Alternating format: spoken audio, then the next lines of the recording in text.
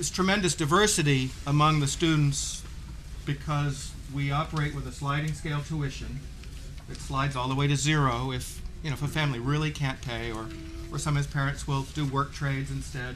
They'll clean the school or whatever. Because we don't ever want to turn anyone away for economic reasons. And then the school we're kind of the only, outside the color. We're the only school that colors outside the lines, anywhere for probably 75 or 100 miles. Well, no, 60 miles now. Actually, there's a new school in Woodstock. But anywhere around Albany, we're sort of it as far as being, genuinely different.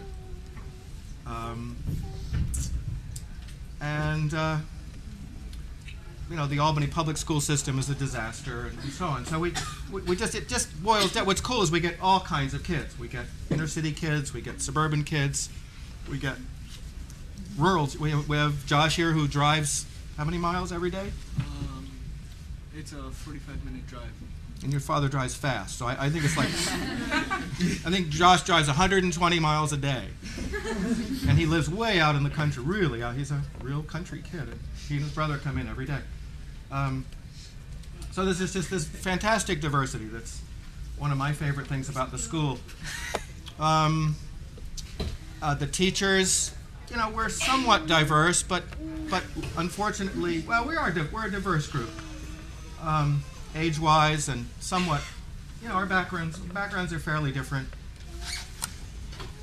Qualifications for teachers, there aren't any. I mean, but it not just any, there's certain inner qualities that one needs to have in order to be real with children and to give them what they truly need. So I think all of us that come to teach at the school go through our own learning or unlearning first. I know I had to unlearn many, many, many, many things first, and then I had to, learn some new things in order to be an effective teacher. Now, the way we handle the financial part is interesting, because the school is a private school. We don't get any public funding other than we get money from the federal government to feed children, which is fantastic.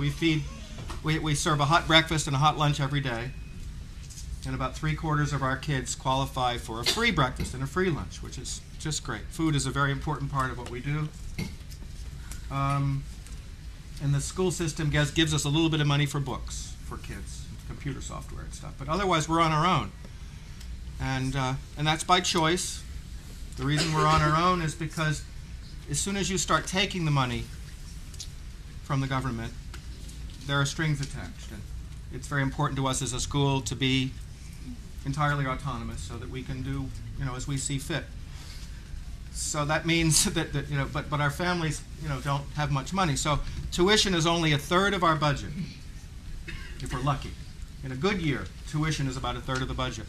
So almost the other 2/3 of the money that we operate with comes from property that we own on the block that the school sits on. The school is truly an inner city school. Even the school building has houses attached on either side. It's a very old neighborhood. Albany's an old city, so most of the buildings on our block were built in the 1850s, 1860s. Houses attached, row houses all attached. So we bought up a bunch of bombed out property on this block back in the 1970s. Bought buildings very cheap, almost for nothing, because they were boarded up and abandoned. And we fixed up these buildings ourselves, and now those buildings bring in 2/3 of our money. It's kind of a strange arrangement, and it's a kind of a pain in the ass, but it enables us to open our doors to anyone and keep the school going year to year. We always seem to have just enough money every year to keep going. In terms of the structure of the school, as I said, there's probably the most important structural aspect of the school is that the school has 2 floors, and the upstairs of the school is our preschool. It's a great big wide open room, 40-foot square. There's 3 floors.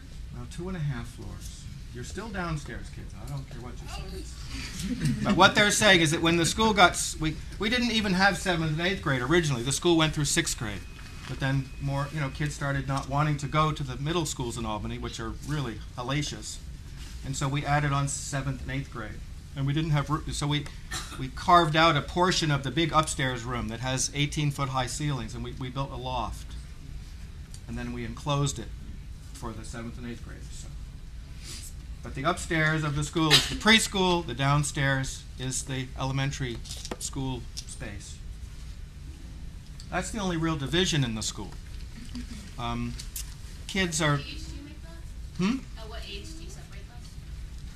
Well, it's not an age thing, but it's really the real structure that kind of holds our school together is, especially for the elementary kids and older, is what we call the council meeting system. And this is kind of a multi-purpose tool that covers conflict resolution that someone asked about. It covers, discipline. It covers, it involves students having power to make rules, change rules, create school policy.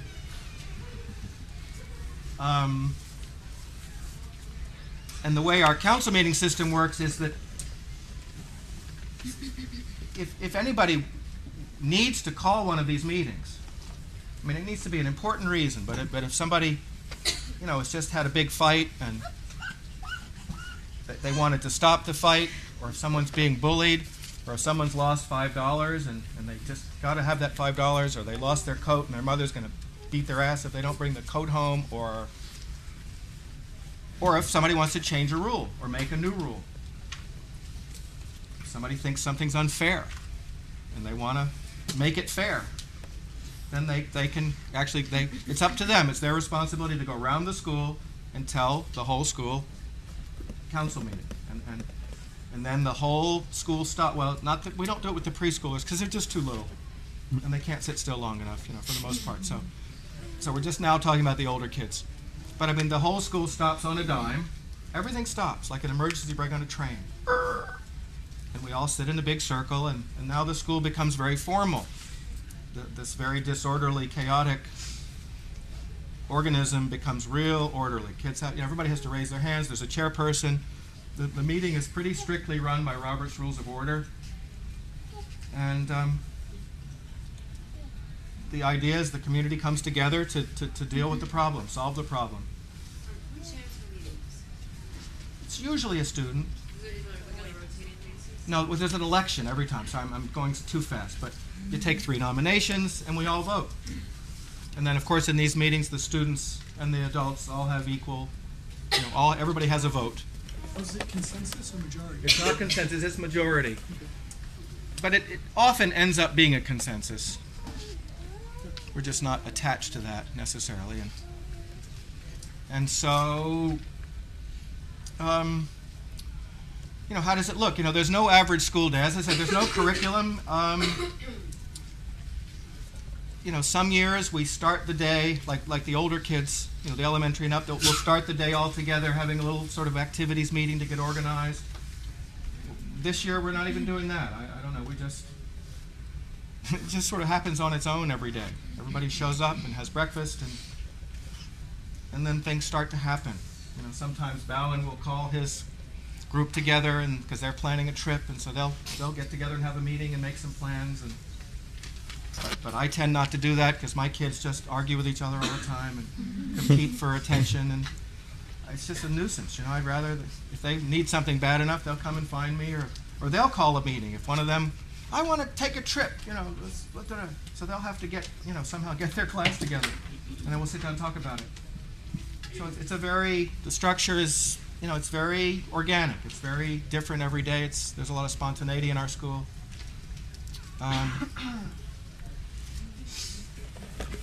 Yeah. How do you get around state standards? We're a private school. So in New York State, now every state is different. In New York State, there are none, or virtually none, especially below the high school level.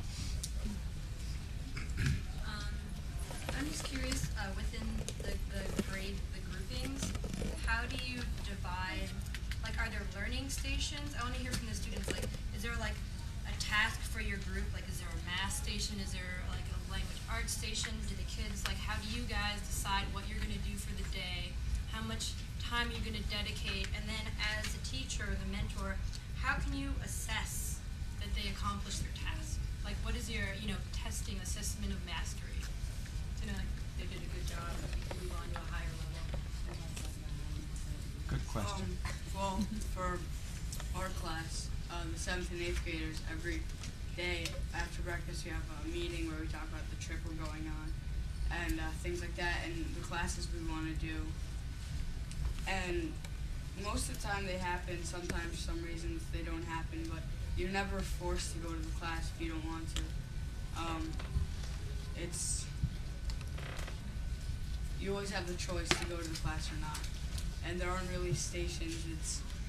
If during the day I wanted to do math and I went to Chris and said, Chris, I want to do math, will you do math? If he wasn't doing the class with anyone else, would say, yeah, sure, let's go do math, or things like that. What if you never want to do math? Does someone say maybe you should learn some math? Well, normally after a while, like the first year I went there, I didn't really want to do classes. Then after that, you get bored of not doing classes, and you start thinking, well, what about the rest of my life? What about high school? What am I going to do then? So you start doing those classes, and when you want to learn the things, you learn them a lot quicker, so you're motivated for them. Crimson, did you want to say? No. Okay. When you choose not to go to classes, what are you doing usually? That's for any of you on that. Art. Like we can go into the art room and ask a teacher to go in with us, or ask them if we can have permission to go in the art room, where we'll hang out and listen to music and stuff. Yeah, we listen to a lot of music. Oh yeah. We actually have classes based on music. Can you guys speak up a little? I was just saying that we listen to a lot of music and have classes on music and stuff like that. Let's cover the assessment part, because that was the other part.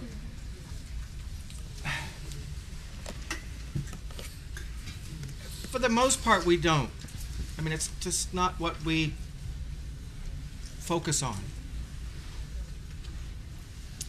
I think our primary focus, the primary adult focus, vis-a-vis the kids, is if we're worried about them.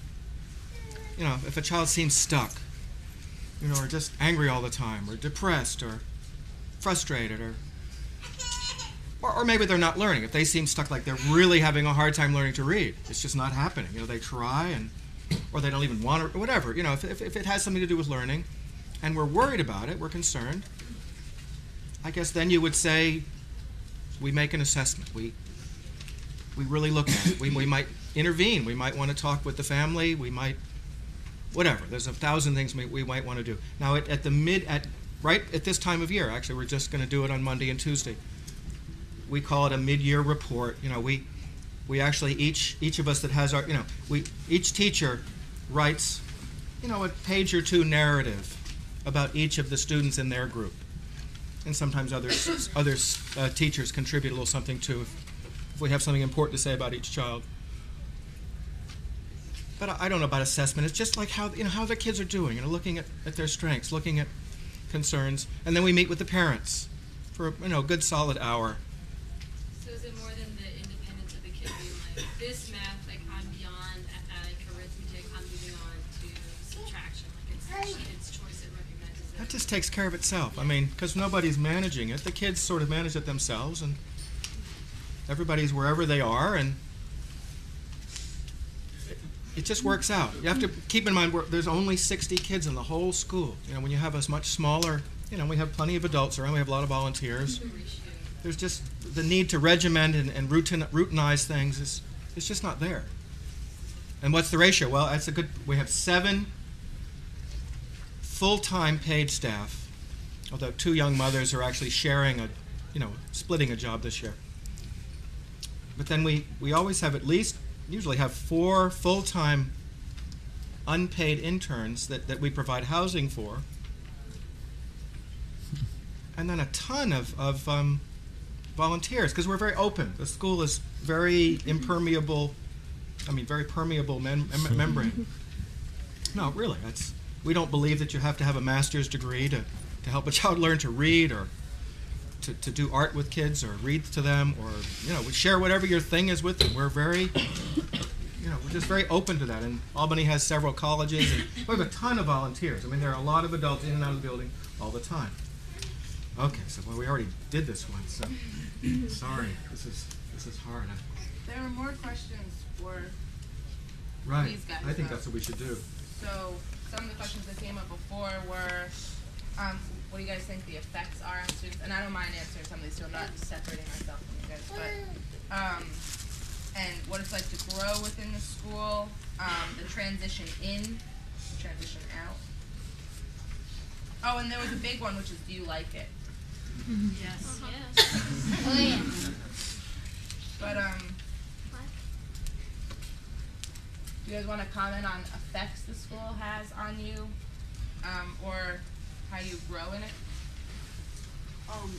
I know from going to school, I can talk to adults better now, and I can hold a conversation. If I get into an argument with someone, I'm not afraid to talk to adults, which a lot of my friends that don't go to this school, they can't talk to adults.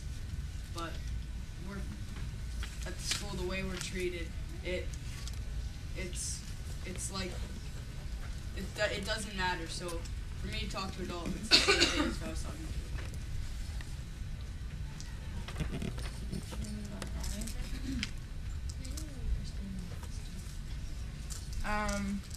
Not understanding the question, so if other people wanted to clarify, I don't know who asked that original question, but if there were other questions around this idea of what effects the school has on you if you're a student.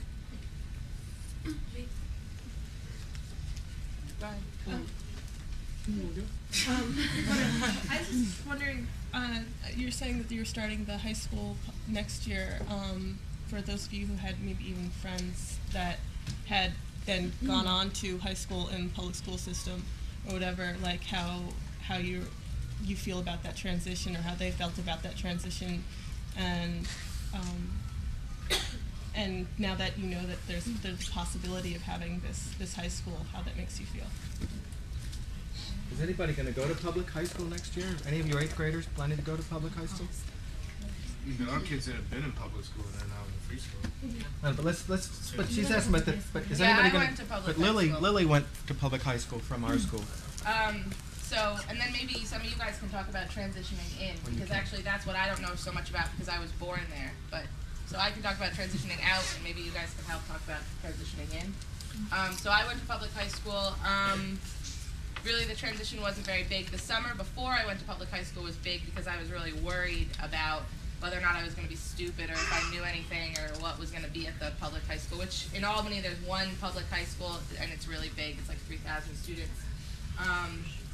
So there was a lot of worrying, but within I would say probably 2 or 3 weeks in high school and realizing one, that everybody was new, so nobody knew what they were doing, and then that I hadn't really missed that much, and I had learned a lot in my 14 years in life, that the transition wasn't as big as I guess. The big part was the hype of the transition, which I felt was really big. The transition itself wasn't big, and I know I've talked to peers who feel the same about that. Can I just ask you how you dealt with suddenly having to take tests and dealing with the grading system and having a compulsory nature of classes and just that, what that did? That wasn't a big deal for me. I don't know what you guys would think. I know when I was a student at the school, I was very aware that there was a different way of doing things, that my friends, and I guess somebody asked about how you interact with friends who are not at free school, so I had friends who weren't. So I was already pretty aware of those expectations. That's probably what made the summer before or even the year before a bigger deal, but it wasn't hard for me. I talked to somebody last week who was kind of saying, it was at a Sudbury school, which is similar to this, that they had a student who was leaving after 2 years and going back to public school, and they were kind of looking at it that she felt like she now had the power within the public school to know what she was doing, and I felt that about my experience. I knew the game I was playing, and I knew the rules of the game that I was playing, and I was pretty aware that I was choosing to play that game. If that answers your question. Yeah, thank you. What about some of you that came in from public school? Can you talk about what it was like for you? Yeah, I came in from public school. Nice and loud. Alright. I came in from public school at, I think, 5th grade, and it was quite a big transition between the public school system and the free school structure. I mean, I was just like, at first I didn't know I was learning anything, but then now that It's good. now that I've been here for a while, I do realize like what I've learned. Like 2 years ago, I probably wouldn't have the courage to be standing here talking to you guys, and so I've definitely gained like self-confidence here. And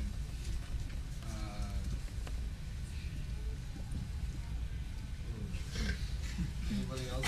Whose idea was it for you to make the switch? Was it yours or your parents or both? I don't remember. My mother actually heard about the free school in the newspaper article. And why did she want you to switch schools? Do you remember? Well, it was because I was having difficulty learning in the public school system. Like, it was just being rushed at me, like, have to do this, have to do this. It's like you have a quota that you have to finish, otherwise you sit there and go to detention or whatnot. Awesome. Okay, thanks. Okay. I was wondering, compared to your peers, do you guys feel like you can handle situations more critically? Like you can see different aspects in your friends that are your same age?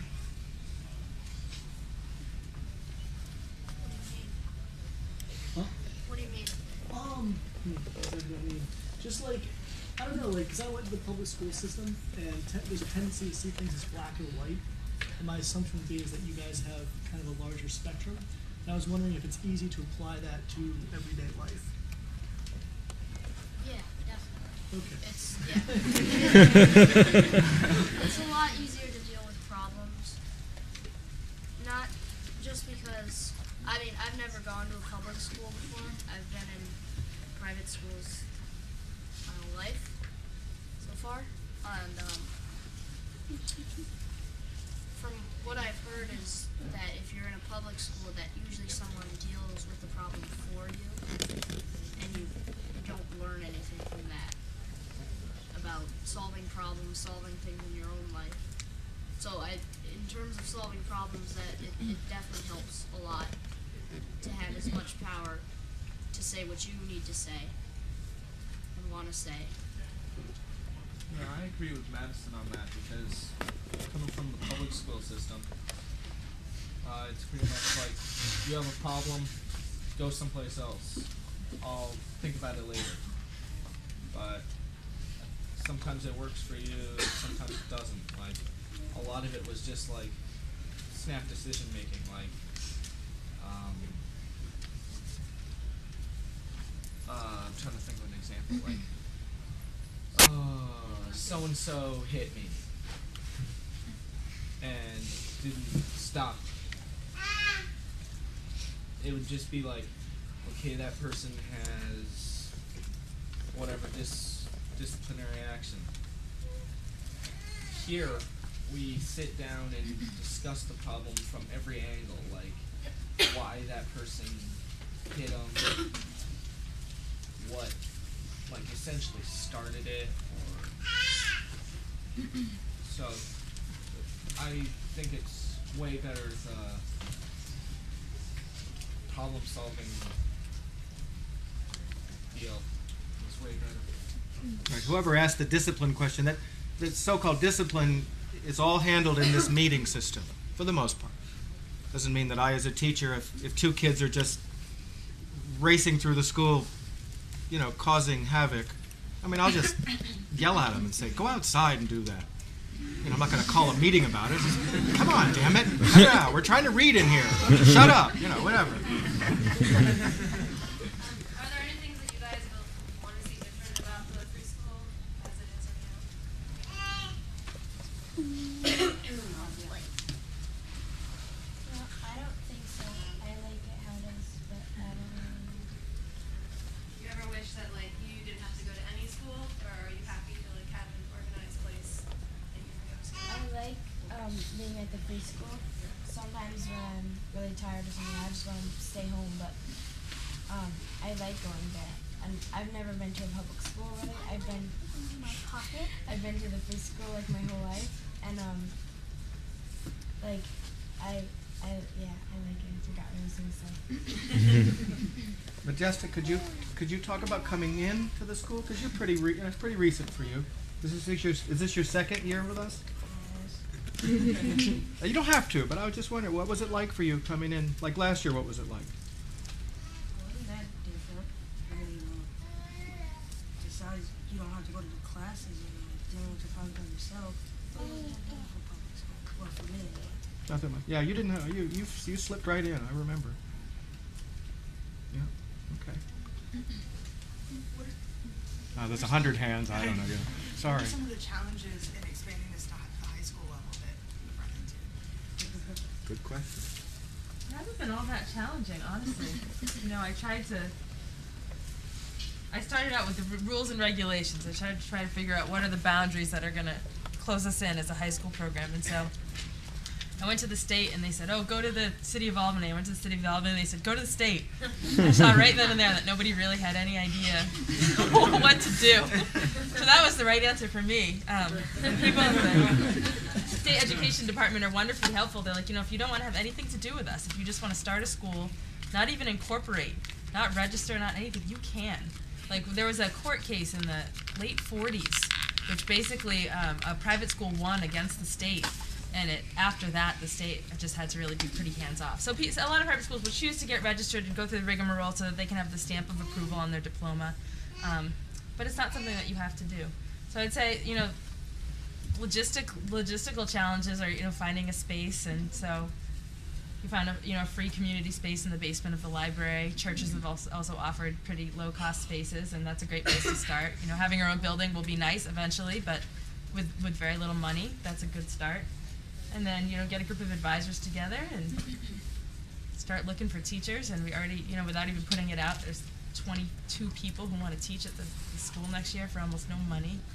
And parents calling me all the time. So if there's a need for it and you're filling a need, it's not too hard, but we'll see. I'm sure there'll be challenges to come, So I was wondering how gender roles play out. In public school, crazy sexism and gender division comes out, especially in the adolescent years. And I was just wondering if there's ever divisions, or if you guys confront that sort of stuff, or what it's like gender-wise growing up in the free school.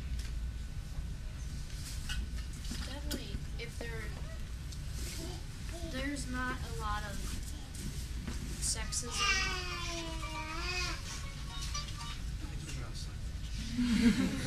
There's not a lot of sexism in the school, just because it's, I don't know what it is, but it just kind of, people know that it's type of people that are coming to the school, just kind of know that it's wrong. And if they don't know that, then they definitely learn that quick. Because people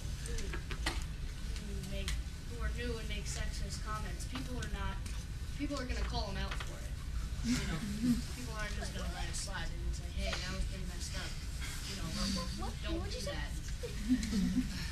I mean, not like that, but it's definitely a lot more serious. But A couple of years ago, we had a kid who was saying some pretty messed up shit. So the girls, they handled it in their own way.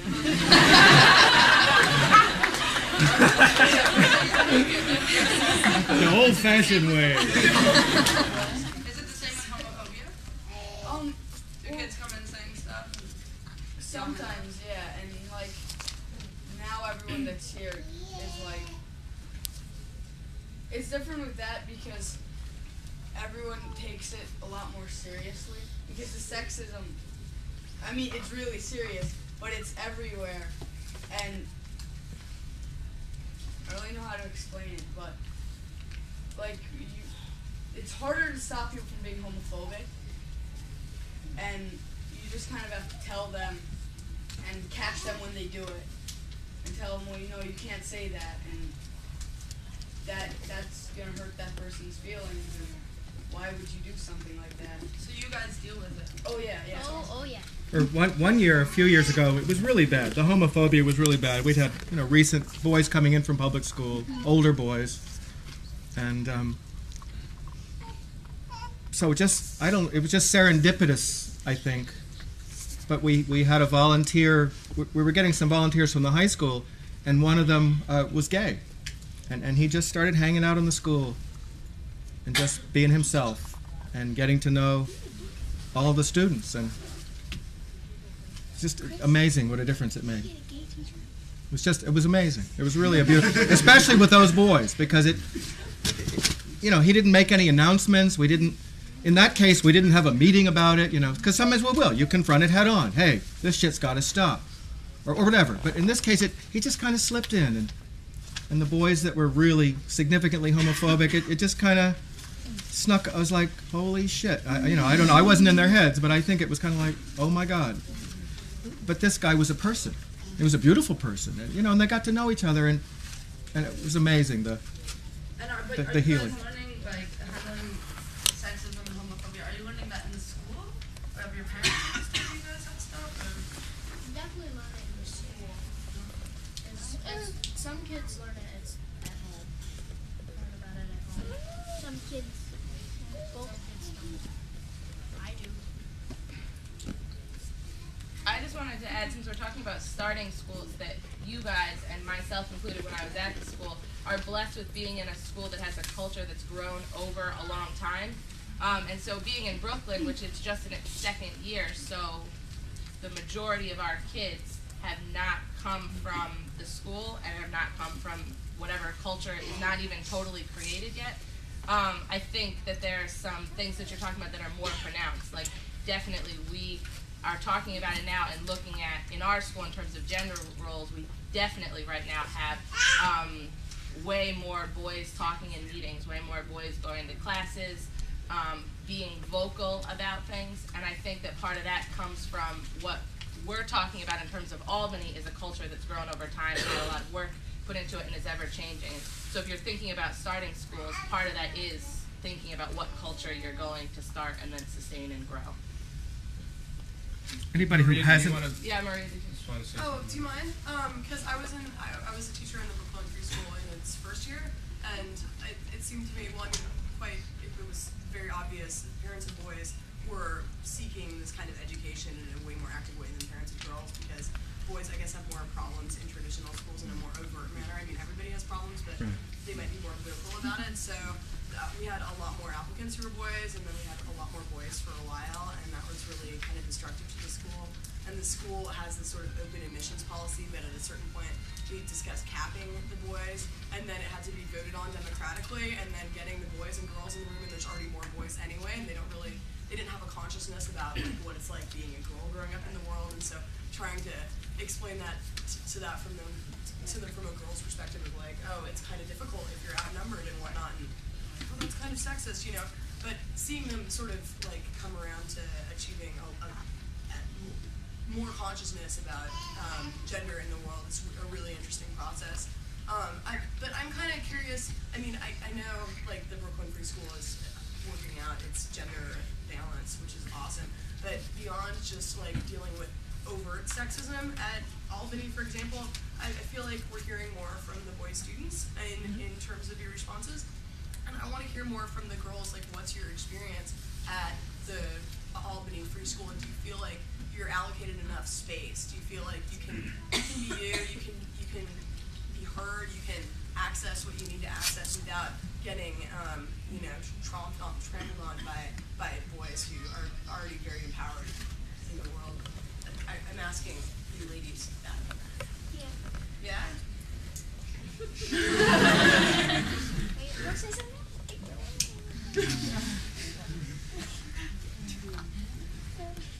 Any of the rest of you? What's your experience being a girl at Albany Free School? I don't think it's that much different. Different from what? I don't know. would never say that. There's some proactive stuff that gets done too, like there's boys group and girls group, and those are like separate designated spaces for, and then for the girls it's pretty much age groups, and they're pretty much closed at the beginning of the year to people coming in and out. I mean, they're kind of for people like new students, but mostly it's just a set group, and then we meet regularly, right? And you could talk about your experience in girls group.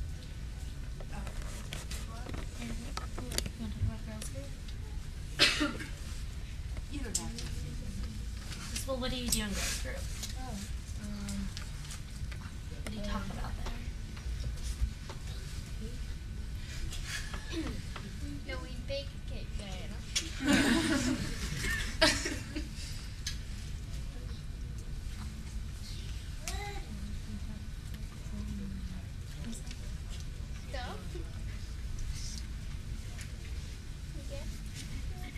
Like with Maureen the other week, weren't you guys trying to see if you guys could say the word vagina without laughing? Because it's a word that's hard for you guys to say. I screamed it in the classroom. Everybody just looked at me.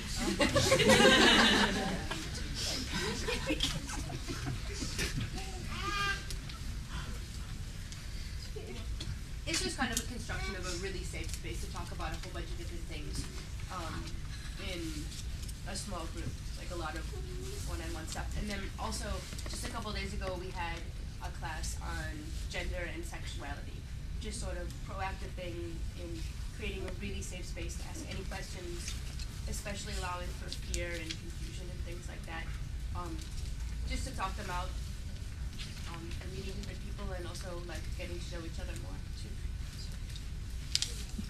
Anybody, if you haven't gotten to ask anything, it was all, let's at least try to do that, I guess. I know there's just, I'm sorry, there's so many people and not enough time. Over here? I'm wondering if, actually a couple things, if someone could give us like a picture of like what, like just an idea of how a day kind of works. And I mean, as a teacher from a traditional setting, like when a kid asks you that they want to learn about math, like, you know, you didn't plan for this lesson ahead of time, right? So, like, how does that work? And then also about, so how does the teaching work in this way? And then my other question is, you know, when you're dealing with tough issues, how do you guys deal internally? Like, say you're doing sexuality and gender discussion, and maybe, I'm sure you haven't worked out all your own stuff with that. So, like, how do you guys check each other, and, like, how does that work? Well, one of the things I think as far as that second part of the question that we do as teachers is we have a weekly meeting where all the staff, we meet and we talk about, you know, it's a mixture of kind of, you know, obviously some business stuff that we have to take care of and more running of the school and maintenance kind of things. And then we also make sure that we always have spaces, and sometimes we actually dedicate one meeting a month specifically for, we call it the feelings meeting, where anyone can just openly talk about their feelings about anything that's going on in school. And that's always available at any time anyways, but you know, we make like a specific point to have one meeting a month called the feelings meeting so that there's no choice but to like talk about shit. 'Cause, I mean, and that's really interesting thing about working at a free school is that stuff comes up. Not talking about our own stuff, because stuff comes up when you're working with kids in such an open environment where it is really about relationships and personal feelings do come up, you know, and your personal biases or whatever are going to come up at some point in whatever form they may take, you know, and I think that's why it's so important that, you know, that the staff do always have open communication, and a lot of times you'll find us while during school talking about stuff with each other. At lunch, you know, you might have an interaction with a teacher that doesn't feel right to you, or see a teacher do something with, or you know, whatever staff intern do something with another kid, kind of you know, pull them aside later on and say, hey, you know, what was going on there? What happened when you did such and such thing with that kid, you know, and you look like you were really pissed off. You know, what happened? You know what I mean? So I think there's always a process of communication. I mean, that is just the number one thing in working or you know, having a school where there's kind of no, you know, there's no rules, there's no structure, and I think that's, to me, is the advantage of having a school like that. But it's also, it takes work, you know, it takes a conscious effort to do just that, to communicate constantly. And we also have, you know, I think from the beginning of the school when it was started, there was like a monthly or a weekly forum for anybody to talk about issues that they're facing themselves working at an environment like the free school. I think it's not the type of job you just come in, you work, and you're 3 o'clock, all right, see ya, and you go home and you don't think about it. You know what I mean? It's so personal that you're always thinking about it. It's like, you know, whatever. It's like it becomes a part of your life in a way that it's not a job. You know what I mean? It's kind of And our own personal growth as adults is a high priority, because I mean it's a work in progress too. Obviously, we're all works in progress. But the bottom line is we as teachers can't take the kids any farther, than we've taken ourselves. So if I have hang-ups about gender, if I have hang-ups about aggression, or whatever, there's a limit to how far I'm going to be able to reach out to a child and meet them where they are. How do you all, actually, do you put any effort into incorporating like different cultural studies in the daily learning process, or does that just sort of happen naturally with like the different students with different backgrounds that come into the free school? I mean, we have a lot of cultural diversity, and so we try to honor different traditions. You know, we're a private school, so we can do religious stuff if we feel like it, and so we try to cover all those bases. You know, when it's special times of year for different cultural groups. There's a Black History class ongoing now this semester. I mean, it's still optional, but those kinds of things are offered. And they come up, I mean, you have to think like you're telling people that they can ask whatever questions they want, whenever they want to ask them or seek. So to me, I don't think I really realized it when I was a student, but it's really daunting to be a teacher because you can bring up like one small subject and then get 800 questions because it's just gone everywhere. Or they'll do that without a teacher. I mean, it's not even like the teacher has to be there. And now with like the internet or with, there's a lot of books, you know, whatever, it just can go on and go everywhere. So what happens if you don't know the answer? Yeah, then you say, I don't know the answer to that. But that's what I do at Tell least. me when you find out. Yeah, or I mean, and not to like brush that aside, or like, do you want my help finding the answer? Because, and then a lot of times in free schools, there are questions that can't be answered, that get talked about all the time, that can be kind of scary because there's no answer. They used to say that we were always a clique. Like, we were, like, these 4 girls would always hang out together. And they would just say, like, oh, you guys are a clique. Like, we watched the movie. I don't know who watched the movie, but there's a council meeting in it about the clique. And then they were, like, aiming at us. So then... Well, were you or not? What do you think? They were like... Do you think you were a clique, or were we? No. Okay. He was like, we're like, we just hang out a lot. They're like, will you exclude other people? We're like, no, we don't. Yeah. Well, we did. Well. Not really. So then they were like, well, look. All right, right now, you guys are all sitting together. I'm like, you guys are all sitting together. Like, all the boys were sitting together. Just like, what's the difference? You just... But I don't think there's any cliques, like, in our school really anymore. Yeah, it used to be worse. Yeah, like, there used to be a bunch of cliques, and people would be excluded, and yeah. There would be, like, a lot of people upset because they would be able to hang out. And there was still a little bit with, like, some of the younger kids, but not really as much. I had a question about, usually in public schools, I went to public school my whole life, and it felt like the day ends at 3 o'clock and everybody goes home and there's no, you're talking about how it was really permeable. So I was wondering, there's no interaction with like the family or what was going on at home, like how kids might come in the next day dealing with what happened the night before at home. And I was wondering how you guys address stuff, especially like as kids grow up, there's, it's tough going through adolescence and how kind of those issues like from home are dealt with in school. And I don't know, it's kind of a broad question, but. Well, I mean, above all, we try, it's like, go back to the assessment question. We as a school, it's not like we're set up to do something to children or to hold them to a standard, or we figure we're working with parents, we're just working together to help their children, be happy, to be successful, to go where they want to go. And so we try to just establish a lot of trust with parents. We're not there to sit in judgment, but if we're concerned about a child, we'll be honest about it. And we want parents to do the same. If they're concerned about how their child's coming home, like, gee, he came home really angry today. We want them to, did something happen in school? What's up? and we try to keep this very honest, trusting level of communication going. And when we can do that, it works beautifully. Can you hear that answer also from the kids' Right. perspective? Just like family and how that plays out in school. Or if you feel like you can talk about problems you're having at home or with your parents or at school. I think that this happens for one of the kids, RJ, a lot. Like, he comes in really angry about stuff at home, and like he'll get in a fight with one of the kids, and he does, and then like we'll talk about it in one of the council meetings, and it's usually he's angry because there's stuff at home, and there's like I don't know how many people like get really mad and bring stuff in from school, but yeah.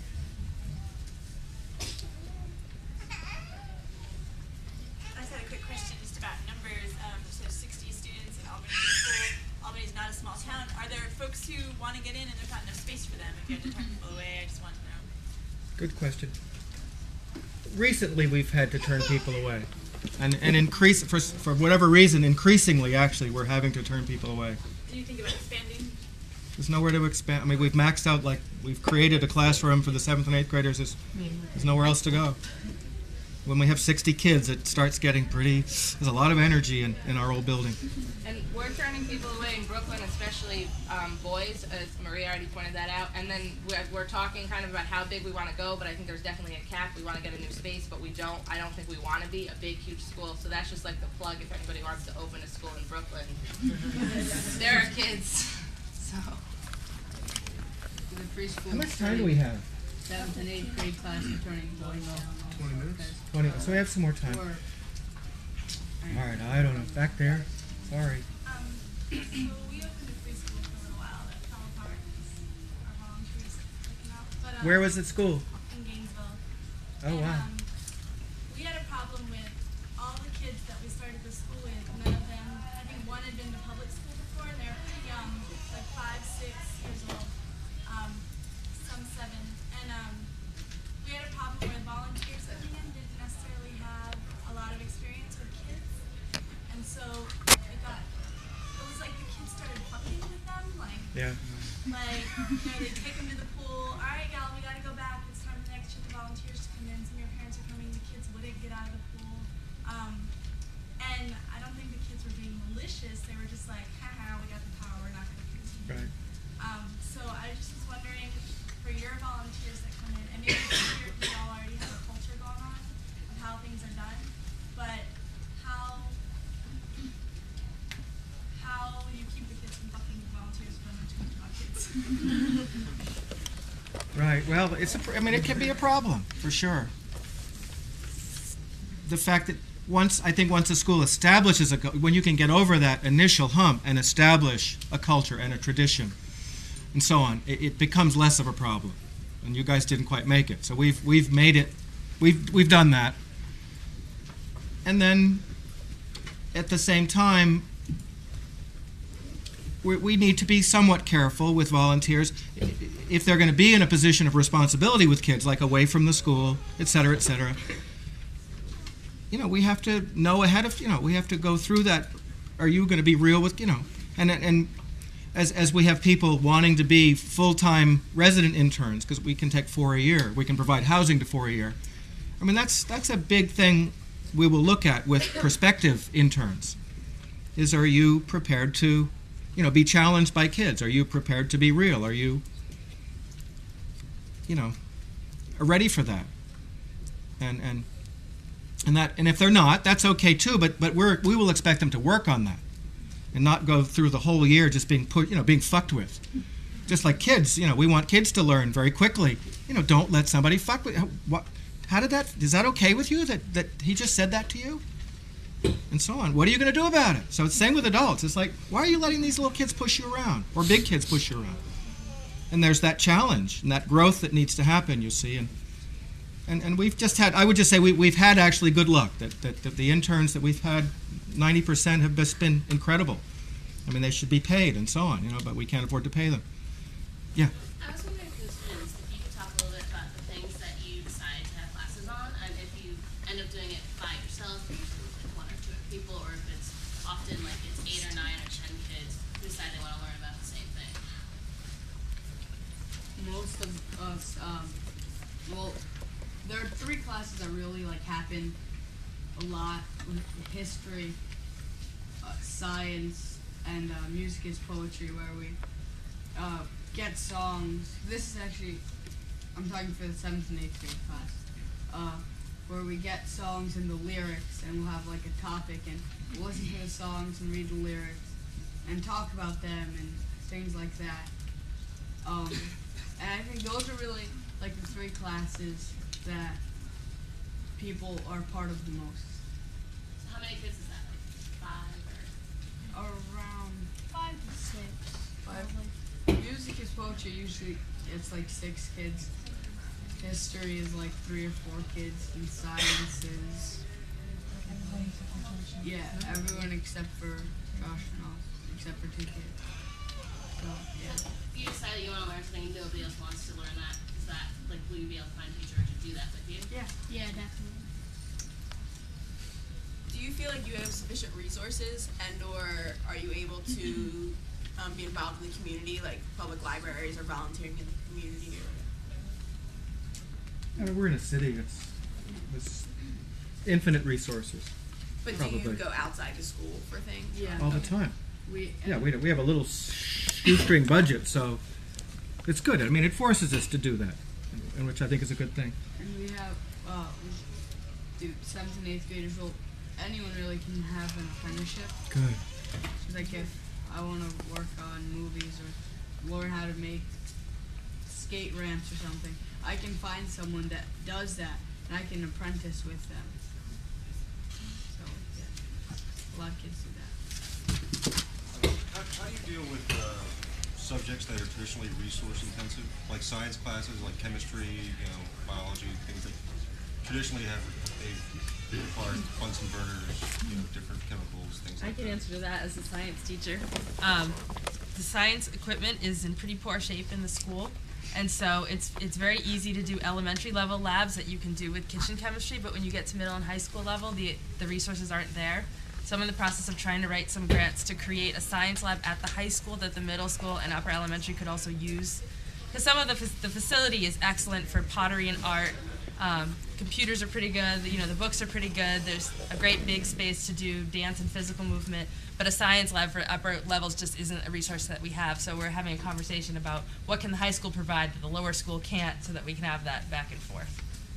As far as science goes, how do you deal with science tends to be very structured, and while there are alternative views to the nature of reality and such, like do you subscribe to like evolutionary theory, or like I use the National Science Education Standards Okay. right through, really traditional class. It's fun. I'm wondering what kind of adults the program makes. Like, what do people go on to do? Do most people go to college? Do they choose not to go to college? Do they become an archaeologist? Or what kind of people are there? Healthy I really graduated from this school a while ago, and now he's lives in Brooklyn, and he's doing post-production on movies. So that's just my brother. I became a teacher, but within my friends, I've had people ask us this, and I've been thinking about it lately. And I went to school with Joe, his brother, and I think we're all very different. You've watched us for a while, but I think we are in a lot of very different things, interest-wise. Yeah, you just can't. It's just so many different kids, and Well, I'm thinking of we haven't generated any million. I mean, the art graduates, tend to be oriented toward others, toward serving, not terribly oriented toward material gain, I suppose.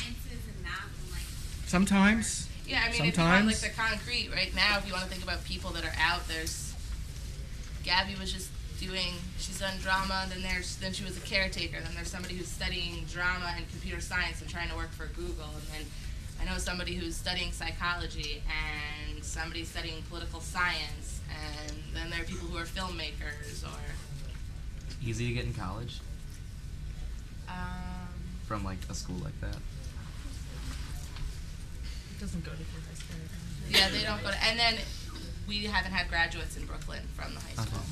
I would say our 8th grade graduates, any of them that have wanted to go to college, they've gone to college. They did fine, they did well in high school, and they go to college and do really well there too. You're not held back in any way. I know we're running short on time. I wanted to offer a couple practical school startup things that I found helpful. Good. One is the AERO, A-E-R-O, is the acronym for the Alternative Education Resource Organization, and they have a school startup listserv and mentorship service. It's like $10 a month, and you can talk to people who have started schools. And their website is educationrevolution.org. And that was helpful for me. Also, if you want to contact me directly, I've done a lot of research about the rules and regs and fundraising and all kinds of stuff, and I'd be happy to talk to you. The website for the high school is albanyilc.org. Or you can, and my email's on there. If anyone doesn't have that access, ask me about my phone number, but it's albanyilc.org.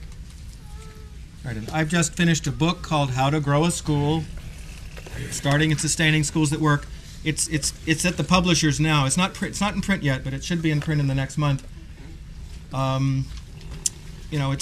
You shouldn't, if you want to start a school, you shouldn't use a book, you shouldn't rely on a how-to book to do it. I want to say that right off, but still, it's got some interesting things in it. One of the things I did was I went around the country and I interviewed the founders of about 18 very different schools, and they talk in depth about the process they went through to develop, what they have. So you can go to the Free School table if you want to order that. There's also a couple of books about the school there at the table if you want to learn more about our school. And I think the most important advice, if you're really serious about starting a school, is visit other schools and spend as much time in those schools as you can. And you're more than welcome to visit us. You can contact us through our website, but we're very open to having visitors, especially if they're truly interested in starting schools of their own. We really want to support that process. Maria? I probably asked you this when I met you last, but were video games ever an issue at your school? Like, do kids play video games currently? Is that?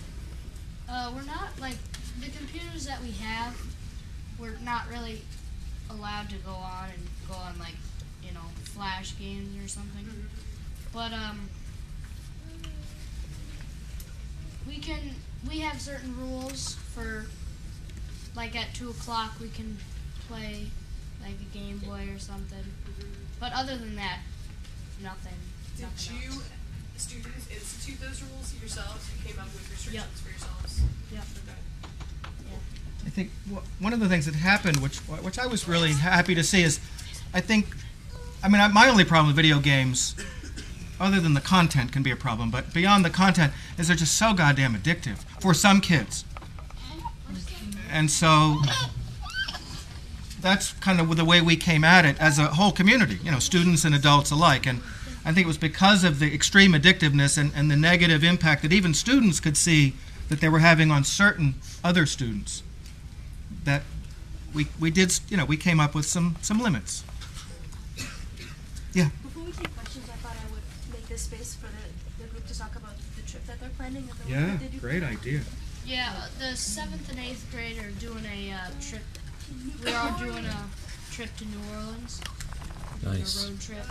We're gonna help out a collective called the Common Ground Collective, and they're trying to start a free school down there, and we're gonna help people build houses and clear brush and stuff.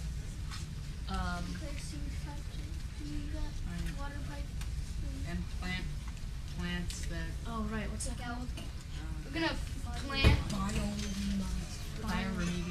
bioremediation. Plant plants and in May. How much money do you have to raise to go? $5,200. See, and they'll raise all this money themselves. 5,300. $5,300? Now we have 1,500. Well, how are you raising money? Dinners, raffle tickets. Yeah, we do fish fries and sell raffle tickets and ask for donations. raffle prizes. We accept donations and There you go. Tax deductible donor. we also bring like cans and things like that and get anything we can that we can get money from. We do. I want to mention too that Bowen has made an amazing, well, and another former teacher made an amazing 70 or so minute documentary about the school, which actually we just showed upstairs. It was too small a room there too. But that you can sign up at our free school table over there somewhere if you'd like the movie to be screened in your area. It'll be available for sale. Hopefully by end of April. By the end of April, and it's. You're going to show it again? I'm not going to show it again, No. But I don't know. I can leave a copy if someone wants to show it again.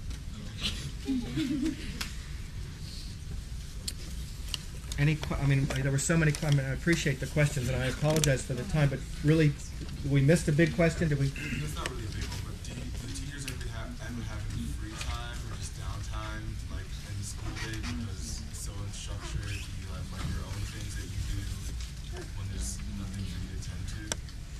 Yeah, and that's really important. The school isn't just. Our founder was very clear that our school would not be, just this place where adults do nice things for children. The school is for us too. It's for our needs, and so the answer is yes. There's downtime. It's different every day, but there's downtime, time for us to do our stuff and our art and whatever, our filmmaking, and I think it's really important for the kids to see that. That's a huge part of the educational process that, of course, is entirely left out in a conventional school, is adults actually modeling, doing things that they love doing, and right? So we try to do that as much as we can. I also wanted to throw out there just to give a picture of, we say that every single day is different, and that it's really unstructured, but at the same time, like, people are going off and doing things that, it's not like when you're at the museum, you're doing the museum, that's the thing, or you're at the park, you're doing the park, people are always gone doing stuff, you're swimming, go to the top of the building, apprenticeships, there's a million things going on, and they are structured, they're just a wild mosaic, and every single one is different. It's like Grand Central Station. Somebody that didn't get to ask anything? Yes? Do you engage the Albany Public Schools? Do you try to make them in any way more like you, or have you washed your hands of their schools? Like a Christian Wright is also good. That's a really good question.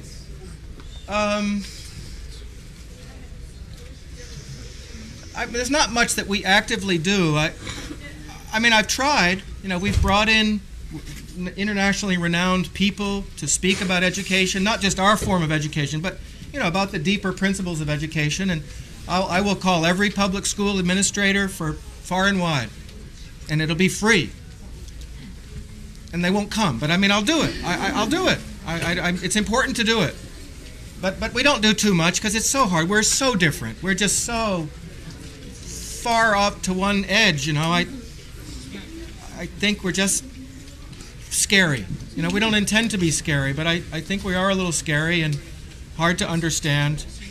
So I would just say I think the free school movement as a whole in the 60s and 70s had a huge impact on mainstream education, which is somewhat, it was more obvious years ago, but I think you still see those effects today.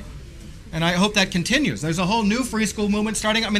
People have started hundreds of schools in the last 5 years. There's a real quiet little revolution, explosion going on. And obviously we want to have that effect. 99.9% of the kids, not counting homeschoolers, they're in conventional schools. They're not in our little weird schools. So, good question. The hot breakfast, hot lunch, the children have a hand in preparation, cleaning up, and what kind of food is offered?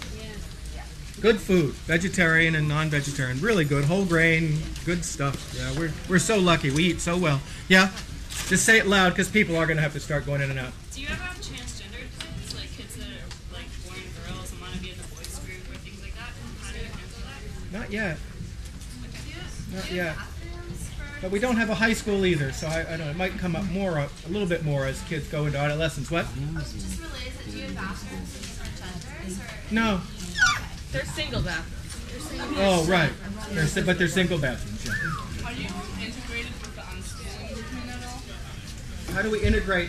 Well, I mean, we're practicing unschooling. I mean, that's what we're doing. And sometimes we get unschooling kids coming because they want, they get lonely at home or whatever, and they come part-time or they come full-time.